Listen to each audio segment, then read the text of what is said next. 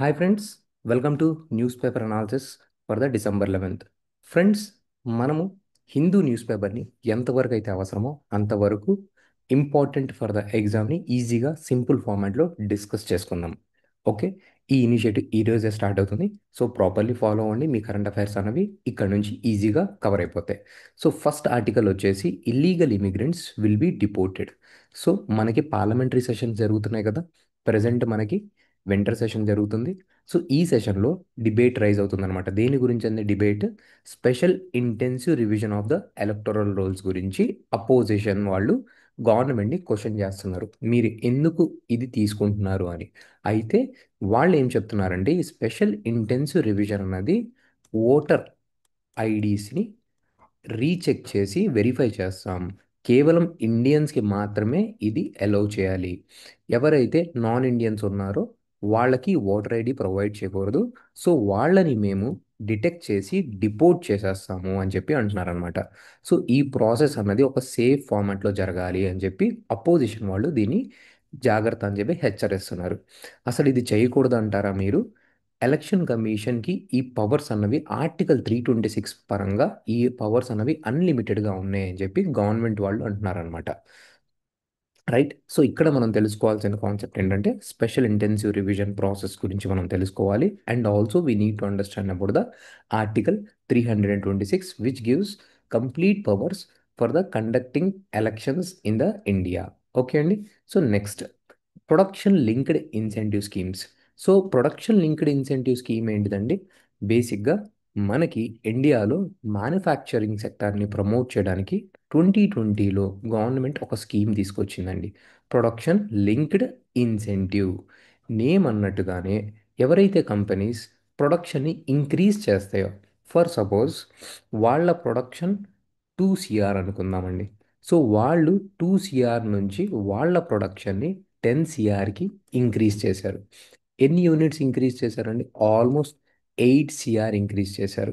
Right. So government ఏమంటుందంటే మీరు ఎంతైతే ప్రొడక్షన్ని ఇంక్రీజ్ చేశారో దాని మీద మేము ఇన్సెంటివ్ ఇస్తాము.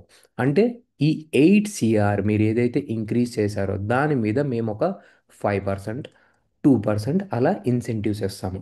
అంటే ఇప్పుడు ఇక్కడ సమ్వేర్ మీకు 8 crore లో 10% or 5% government they will give you the incentive. So దీనివల్ల ఏమవుతుందండి, కంపెనీస్ వాళ్ళు మోర్ అండ్ మోర్ ఇన్వెస్ట్మెంట్ చేస్తారు. అండ్ ఈ ఇన్వెస్ట్మెంట్ వల్ల జాబ్ క్రియేషన్ వస్తుంది. అండ్ ఇండస్ట్రియల్ సెక్టర్ అనేది ఇండియాలో ఇంప్రూవ్ అవుతుంది. That is the intention. So government ఏమంటుందంటే మేము ఇప్పటికీ 1.8 lakh crore మేము ఈ స్కీమ్కి స్పెండ్ చేశాము అని చెప్పి చెప్తుందనమాట. సో మనకి ప్రిలిమ్స్కి ఈ ప్రొడక్షన్ లింక్డ్ ఇన్సెంటివ్ స్కీమ్ అన్నది very important. Already government 1.8 lakh crore అన్నది స్పెండ్ చేసిందనమాట. చూడండి, దీనివల్ల 7.5 lakh crore ఆల్రెడీ ఎక్స్పోర్ట్స్కి కంట్రిబ్యూషన్ జరిగింది, especially electronics, pharmaceuticals, telecom and networking products గురించి. So this is the important take away for us అండి. Next, ఇప్పుడు లోకో పైలట్ అంటే ఎవరండి? బేసికలీ మీకు డ్రైవర్స్ ఉంటారు కదా, కార్లో ఉంటే మన కార్ డ్రైవర్ అంటాం. అలాగే ట్రైన్కి మనం లోకోమోటివ్ పైలట్ అంటామండి. ఓకే, ఇది మీకు క్లారిటీ ఉండాలి. రీసెంట్లీ జరిగిన రైల్వే యాక్సిడెంట్ని ఇన్వెస్టిగేట్ చేస్తే ఆ లోకో పైలట్ ఎవరైతే ఉన్నారో వారు డ్రైవ్ చేయడానికి ఫిట్గా లేరు, అంటే వాళ్ళకి బేసిక్ సేఫ్టీ రిలేటెడ్ గైడ్లైన్స్ కూడా తెలియలేదు అని చెప్పి ఈ రిపోర్ట్ చెప్తుందనమాట. అయితే మనకి జస్ట్ ఇక్కడ అట్లీస్ట్ లోకో పైలట్ అంటే లోకోమోటివ్ పైలట్ అంటే ఎవరు అన్నది మనకి ఒక ఐడియా ఉండాలండి. చలో నెక్స్ట్ ఆర్టికల్కి ముందుకు వెళ్దామండి. సో మీరు ఈ ఇంటర్నేషనల్ ఆర్టికల్ని మీరు చూస్తూ ఉంటే సో మీకు ఇక్కడ హర్యానా డిఫై ఈఎస్ఎంఏ అని చెప్పి ఒక ఆర్టికల్ ఉందండి. సో అసలు మనకి ఎసెన్షియల్ సర్వీసెస్ మెయింటెనెన్స్ యాక్ట్ అంటే ఏంటో తెలియాలండి. So basically essential services maintenance act అన్నది to prohibit the strike by the medical staff for the 6 months. Basically ఏవైతే ఎసెన్షియల్ సర్వీసెస్ ఉంటాయో ఆ సర్వీసెస్ని మీరు ఆపకూడదు అని చెప్పి government, both central government and state government rules తీసుకురాగలదండి. ఫర్ సపోజ్ హెల్త్ అన్నది చాలా ఎసెన్షియల్ సర్వీస్ కదా. ఇప్పుడు హెల్త్ రిలేటెడ్ డాక్టర్స్ వాళ్ళు దాన్ని ప్రొటెస్ట్ చేశారనుకోండి, పబ్లిక్కి చాలా ప్రాబ్లమ్స్ వస్తాయి. సో ఇది చాలా ఎసెన్షియల్ సర్వీస్, మీరు దాన్ని ప్రొహిబిట్ చేయడానికి వీల్లేదు. అలా తీసుకొస్తే మేము మీ మీద యాక్షన్ తీసుకొస్తాము అని చెప్పి గవర్నమెంట్ ఈ essential services maintenance act both central government pass చేయగలదు, స్టేట్ గవర్నమెంట్ పాస్ చేయగలదు అనమాట. సో హర్యానా డాక్టర్స్ ప్రొటెస్ట్ చేస్తుంటే గవర్నమెంట్ ఈ ఎసెన్షియల్ సర్వీసెస్ మెయింటెనెన్స్ యాక్ట్ ఉంది, మీరు ప్రొటెస్ట్ చేయడానికి అలా కుదరదు అని చెప్పి చెప్తుందన్నమాట. అయితే ఇప్పుడు మీరు ఇక్కడ తెలుసుకోవాల్సింది ఏంటంటే సెంట్రల్ గవర్నమెంట్, స్టేట్ గవర్నమెంట్ ఇద్దరు లాని పాస్ చేస్తున్నారు అంటే basically this power comes under the concurrent list. Okay, so essential services మీద ఒక యాక్ట్ని పాస్ చేయాలి అంటే అది ఏ ప్రొవిజన్లో ఉందండి? కంకరెంట్ లిస్ట్లో ఉందండి. ఇది మనం తెలుసుకోవాల్సింది. ఓకే, నెక్స్ట్ ఆర్టికల్లో మనకి వెళ్తే Bodo land council chief backs ST status for the 6 communities in the Assam. So మనం బేసిక్గా ఈ ట్రైబల్ పేర్లు ఇస్తారండి, మ్యాచ్ ద ఫాలోయింగ్ అంటారు. సో మనం ఈ ట్రైబల్ పేర్లు తెలుసుకోవాలి, ఈ ట్రైబల్ వాళ్ళు ఏ స్టేట్కి చెందిన వాళ్ళు, ఆరల్స్ వీళ్ళు ఎక్కడ వాళ్ళు, వీళ్ళు ట్రైబ్సా కాదా అని చెప్పిస్తారండి. So let's have an idea. So మీరు ఇక్కడ చూస్తే ఈ 6 names Chutia, Koch, Koch Rajbongshi, Matak, Moran and Tai Ahom అని 6 కమ్యూనిటీస్ పేర్లు ఇచ్చారు. So these are the names of the ST tribal communities from the Assam. This is the concept that we should remember అండి. అట్ ద సేమ్ టైం వీళ్ళు ఏమంటున్నారంటే ఈ బోడోల్యాండ్ కౌన్సిల్ వాళ్ళు మీరు ఈ 6 కమ్యూనిటీస్కి కూడా ఎస్టీ స్టేటస్ ఇవ్వండి, కానీ సబ్ కేటగరైజేషన్ మాత్రం చేయొద్దు. సబ్ కేటగరైజేషన్ చేస్తే ఏమవుతుందండి అంటే ఇప్పుడు ఎస్టీ కమ్యూనిటీలో మనం రిజర్వేషన్ ప్రొవైడ్ చేస్తున్నాం కదా, ఇప్పుడు మొత్తానికి కలిపి మనం రిజర్వేషన్ ప్రొవైడ్ చేస్తున్నాం. సబ్ కేటగరైజేషన్ అంటే ఏంటిదంటే ఇప్పుడు ఫర్ సపోజ్ 10% ఎస్టీ కమ్యూనిటీకి రిజర్వేషన్ ఉంటే దాంట్లో ఎక్స్కి 3%, వైకి 3%, జెడ్కి 4% అని చెప్పి డివైడ్ చేస్తే దాన్ని సబ్ కేటగరైజేషన్ అంటారనమాట. బోడో ల్యాండ్ వాళ్ళు ఏమంటున్నారంటే ఇలా సబ్ కేటగరైజేషన్ చేయకుండా మీరు రిజర్వేషన్ ఇచ్చుకుంటే ఇచ్చుకోండి, మేము దాన్ని ఏమి ఆపము అని చెప్పి అంటున్నారనమాట. Okay, let's move forward. ఇంకా ఏం న్యూస్ ఉన్నాయి? మేజర్ మేజర్ ఇంపార్టెంట్ న్యూస్ మాత్రమే మనం చదవాలి.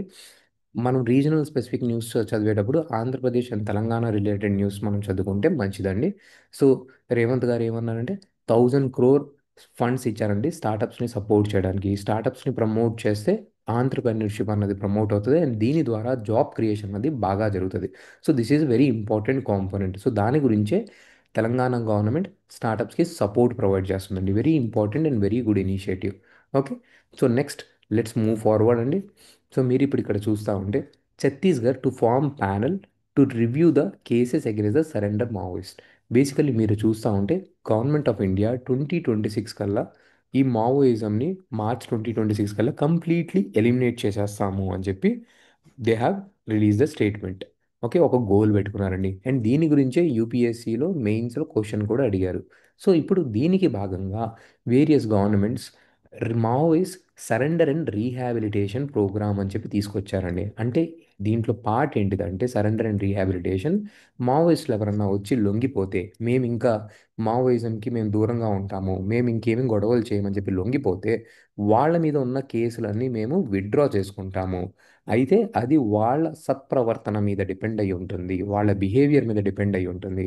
వాళ్ళు కనుక ప్రాపర్లీ బిహేవ్ చేస్తే అండ్ మావోయిజంని ఎలిమినేట్ చేయడానికి సపోర్ట్ చేస్తే దెన్ మేము వాళ్ళ మీద ఉన్న కేసెస్ని విత్డ్రా చేసుకుంటాము అని చెప్పి చెప్పారనమాట. సో ఇది మనం తెలుసుకోవాల్సిన ఒక పాలసీ అండి. చూడండి ఇక్కడ naxalite surrender victim relief rehabilitation policy issued by the Chhattisgarh government. Chhattisgarh వాళ్ళు జన విశ్వాస్ బిల్లు కూడా పాస్ చేశారండి. ఇదే కంటెక్స్లో మనం తెలుసుకోవాలి, సెంట్రల్ లెవెల్లో కూడా జన విశ్వాస్ బిల్ ఉంది. దీని అర్థం ఏంటిదంటే basically simplification of the loss.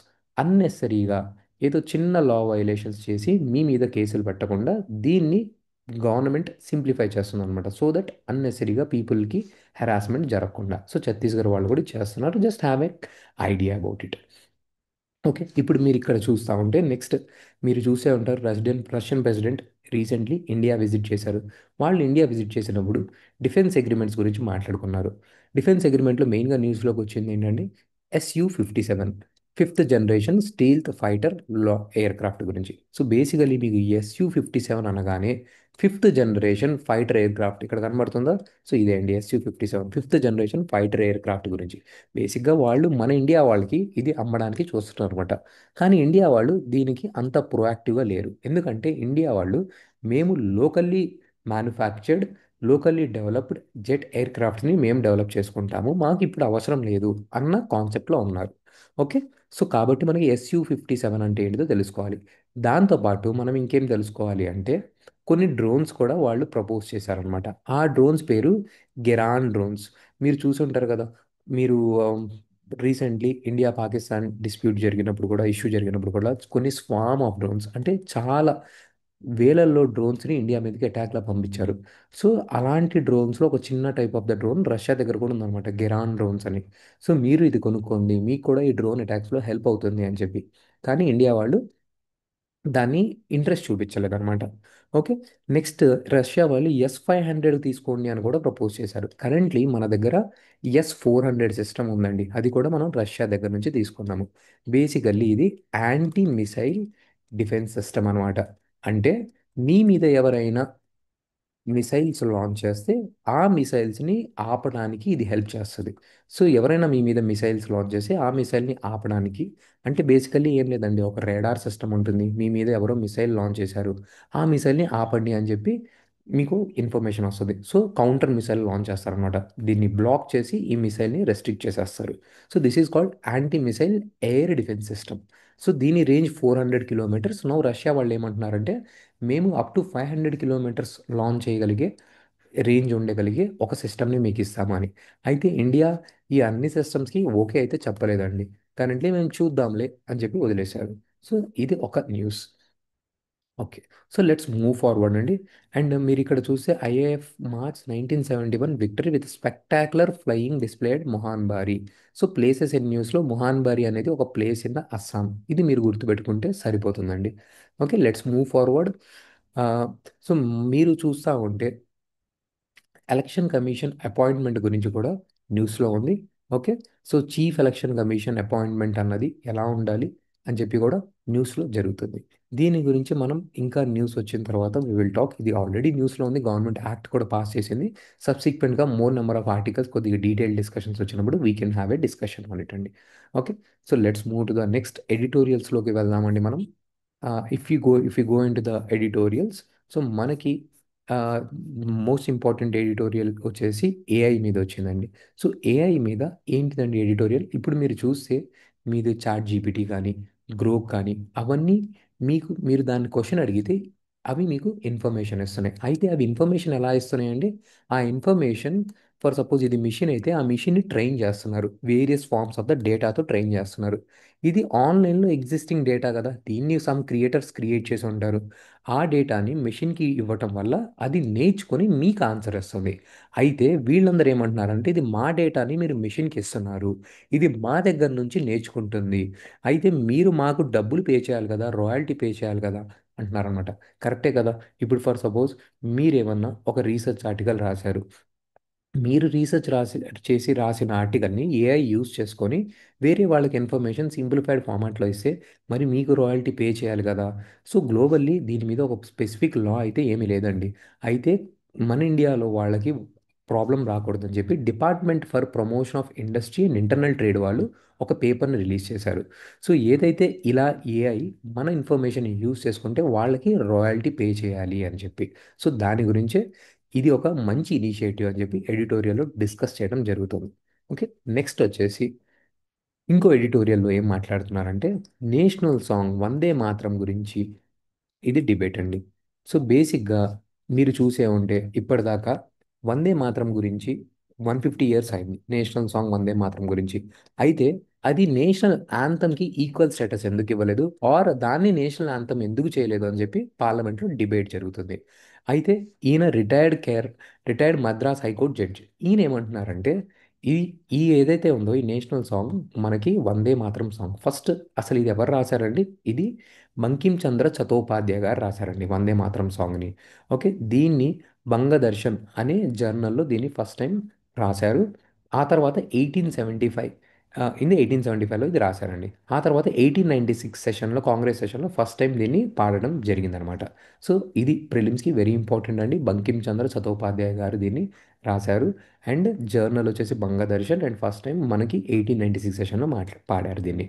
అయితే కొంతమంది పీపుల్ దీన్ని మొత్తం సాంగ్ పాడడానికి ఇష్టపడట్లేదు, ఎందుకంటే ఇది మదర్ గాడెస్కి పూజలాగా ఉంటుందని చెప్పి ఒక ఒక డిస్కంటెంట్ని రైజ్ చేశారనమాట. అయితే కాంగ్రెస్ వర్కింగ్ కమిటీ వాళ్ళు అందరు గ్రూప్ ఆఫ్ పీపుల్ అందరు కలిసి 1937లో, సరే మీకు ఇబ్బందిగా ఉంటే మొత్తం సాంగ్ పాడాల్సిన అవసరం లేదు.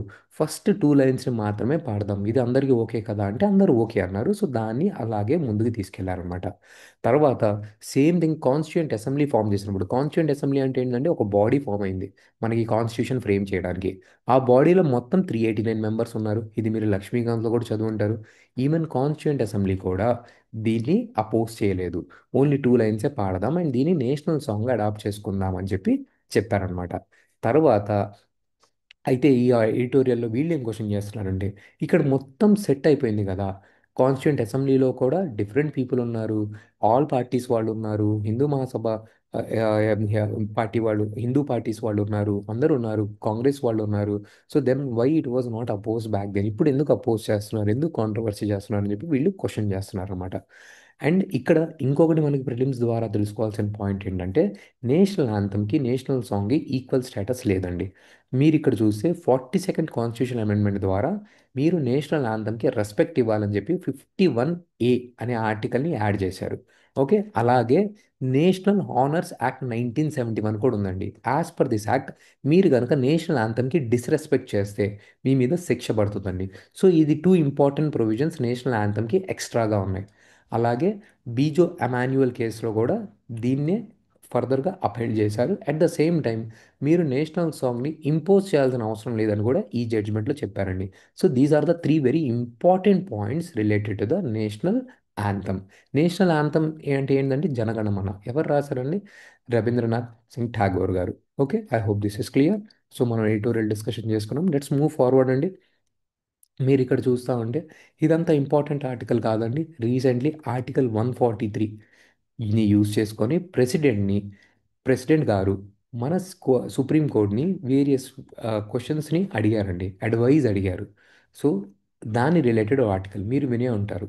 రీసెంట్లీ సుప్రీం కోర్ట్ అన్నది మనకి స్టేట్ గవర్నమెంట్‌లో ఏదన్నా బిల్ పాస్ అయితే ఫైనల్లీ అది మనకి లా ఎప్పుడవుతుందండి? స్టేట్ గవర్నమెంట్ ఎప్పుడన్నా బిల్ పాస్ చేస్తే అది లా అవ్వాలి అంటే అసెంబ్లీలో దాన్ని గవర్నర్ సైన్ చేయాలండి. అయితే గవర్నర్ సైన్ చేయడానికి ఒక టైం లిమిట్ లేదు.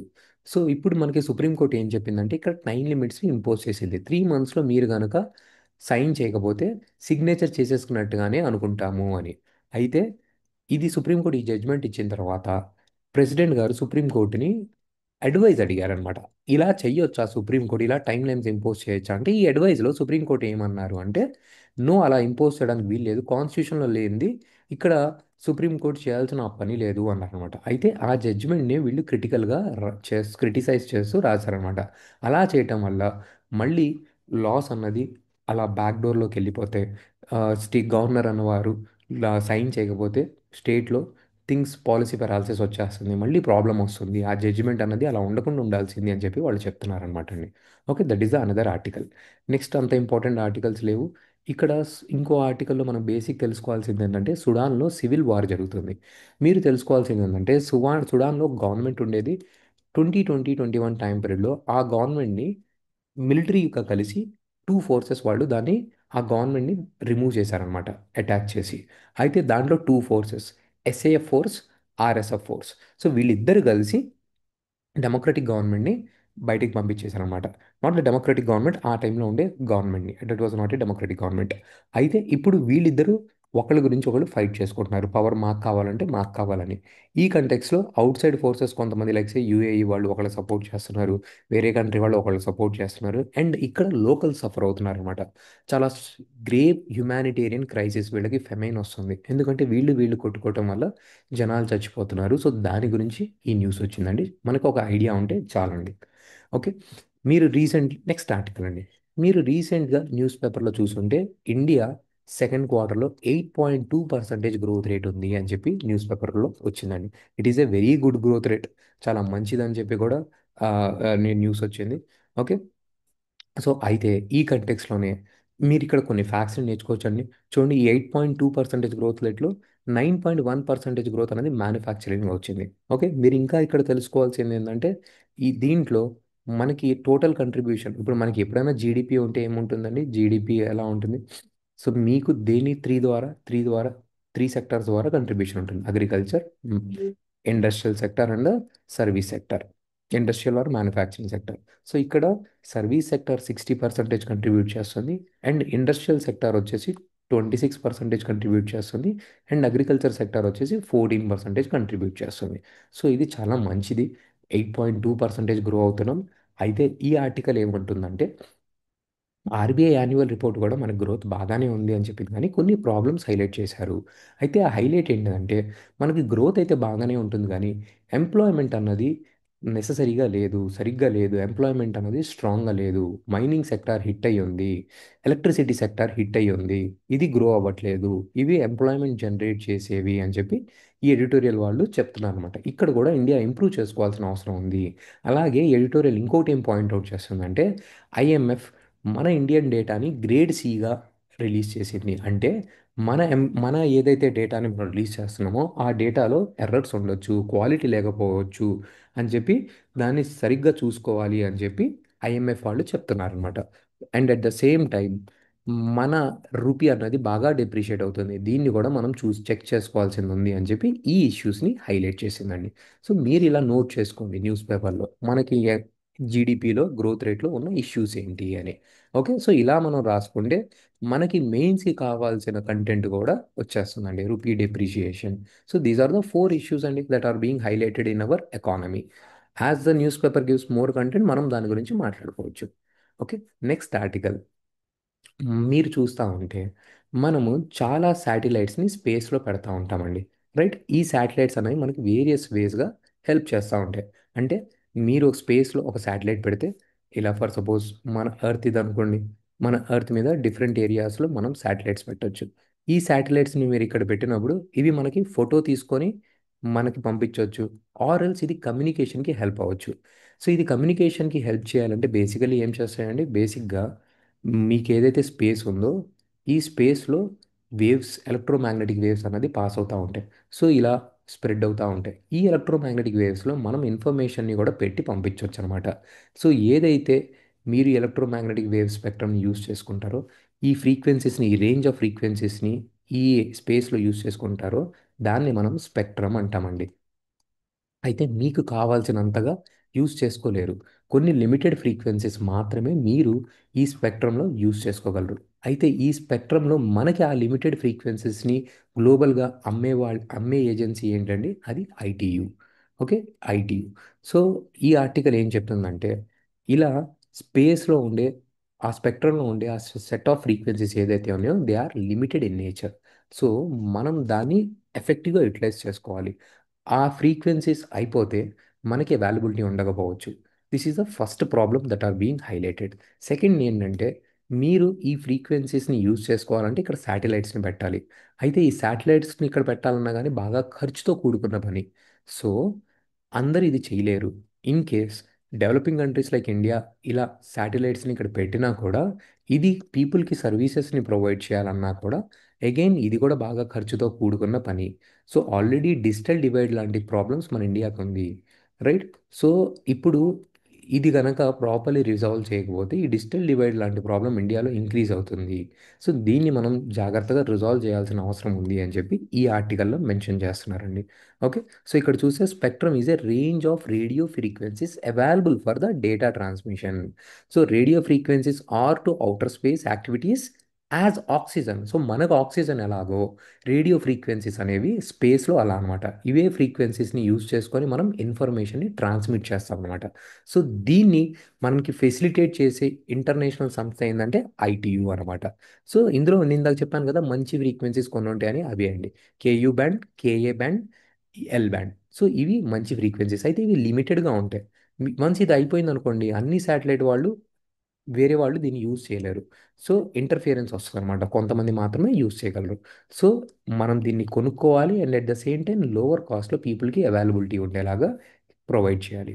So this is what being said by this article. అంతే అండి, ఈరోజు మనం editorial discussion and important news articles మనం డిస్కస్ చేశాము. వీడియో కనుక నచ్చినట్టయితే ఖచ్చితంగా లైక్ చేయండి, అండ్ మీ ఫ్రెండ్స్కి కూడా దీన్ని ఫార్వర్డ్ చేయండి.